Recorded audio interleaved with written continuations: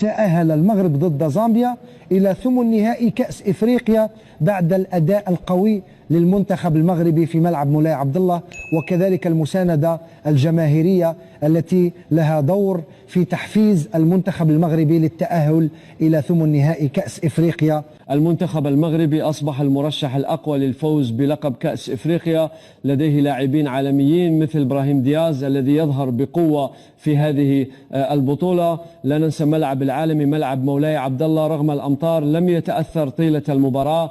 للمنتخب المغربي المساندة الجماهيرية، الأرض، الأجواء، حتى على مستوى الإمكانيات الفنية للاعبين، المنتخب المغربي أعلى، تخطى حساسية المباريات الافتتاحية. المغرب تبع موديل قاعد يتعمل في السنوات الأخيرة. عادل تذكروا أنه المغرب يحتضن في تصفيات نتاع كأس العالم تقريبا 80% من المباريات نتاع البلدان اللي ما عندهمش معناتها ما يلعبوش في بلدانهم يلعبوا